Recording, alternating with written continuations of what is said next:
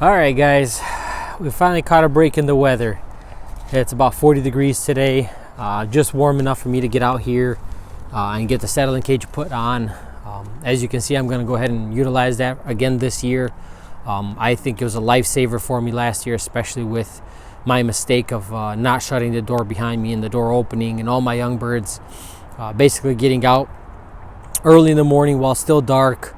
Over, I would say, about 60 youngsters, and I only lost 2. So I'm going to go ahead and reuse it this year. I'm not quite ready to use it, only because the youngsters are not familiar with my call. They won't respond when I call them for food. Unfortunately, because of my work schedule, my wife weans or helps me wean the youngsters, so they respond mostly to her. But now I'm starting to remove the food, and every time I go in, I whistle, I call them, and I give them a little handful, and I'm slowly starting to associate me with food and, you know, a comfortable atmosphere so they can start coming on in. Because if I let them out, they're going to be stuck on top of the loft for hours, maybe overnight, and I don't want that. So not quite ready to use it, but definitely warm enough today to go ahead and install it. So not much new going on, guys. We're on our second round. I'll take you guys inside just because, I mean, like I said, there's not much really going on. Not having, you know, the best breeding year so far with the first round.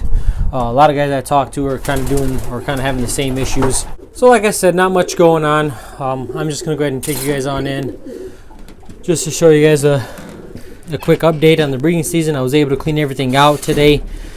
As you can imagine, everything was just a big fat pile of shit-sickle, and I couldn't even chisel it off if I wanted to. But so far, out of all the pairs, this box, that box, that box, this box, that box, not a single youngster. This cock, I believe, is done. He is only a 15 or a 14, but for some reason he's done. I'm possibly heavily inbred. That might be the cause. I never had a cockbird go blank on me so early. Up in the top box, that's Raven's box. That's an aunt of Raven. I was going to cross them, do a little bit of line breeding this year, but just like in the years before when I had them in the top box, still blank eggs. This is her third round of eggs. I got my fingers crossed. I don't know what else to do with them other than maybe put them in the garage, which if these eggs are bad, that's exactly what I'm going to do. I'm just going to go ahead and put them in the garage in a little dog cage and hope for the best, because I don't know what else to do with this bird. This is going on year 3, and I haven't gotten a single youngster to race off of him. I did get 2 late youngsters last year, and unfortunately, I sent those to my uncle because I couldn't. They were just too late for me to race. So I sent those off to my uncle, and he's going to race them for me in young bird and old bird. But that's pretty much it, guys. I got birds on eggs and babies and eggs and babies. But as you can see, there's 16 pairs in here, and I got 4 boxes that haven't produced a single youngster. 5 boxes. Let me correct myself. 5 boxes that haven't produced a single youngster. Now you guys understand why I want to go down to 12 boxes. It's just the loft is going to tell you how much it can take, and it simply can't take it in this amount of space. I have, you know, 4 or 5 pairs too many. So we'll see how she goes next year. Maybe I'll have the same results. Maybe I'll have better results. I don't know. You can see my row of bands here. I do nothing fancy, guys. I just hang them and I grab bands as I need. I mean, whatever. To each your own. You want to make a box for it or something like that, that's fine. I just hang them and I grab them as I need. Just a few carryovers. Some of my droppers. I don't know if you guys can see them very well. Come on. Kind of dark. I'm sorry about the image there. And then my young bird team. They're doing well. They're doing very well. Like I said, I just came in. I gave them a little bit of feed, and I called them to me. Not, like I said, not quite ready yet. I'll give them a few more, probably another week or so before I start letting them out, and then start trap training because I got the bumpers up top. So that's pretty much it, guys. Let's walk you guys over to the hen's coop. Again, kind of the same scenario there. I got 8 pairs. They've all successfully given me youngsters. Unfortunately, again, with the dominant cocks taking multiple boxes, I got birds on the floor nesting, and it's frustrating. It's frustrating when I feel a cock bird isn't, you know, what's the word I'm looking for here? Man enough to hold a box. You can see she's got a set of eggs down there. That's her youngster down there. I got 2 birds in the corner.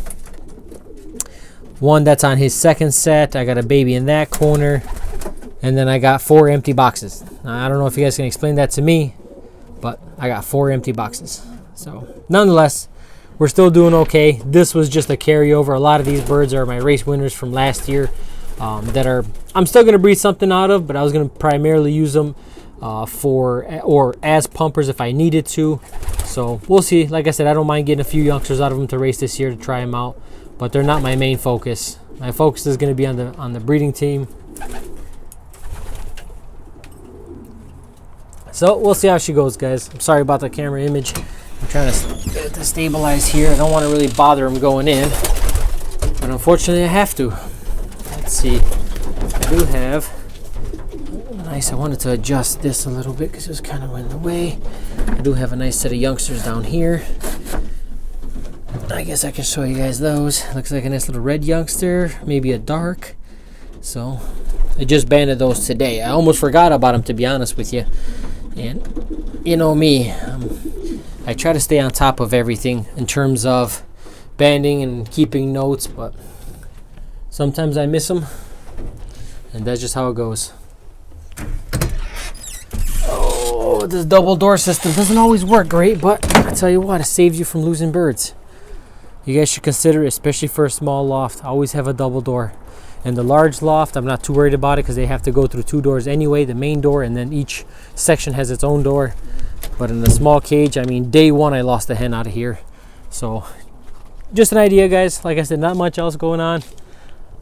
The settling cage, if you guys want to look at the past videos, like I said, I talk enough about that in those videos. I don't need to repeat myself now.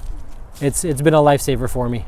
I should have taken better care of it. Maybe I should have painted it. It's still a little too cold right now to be messing around with that. And you know what? For what it's worth, it cost me, I don't even know how much it cost me. It was dirt cheap to make, and it works beautifully.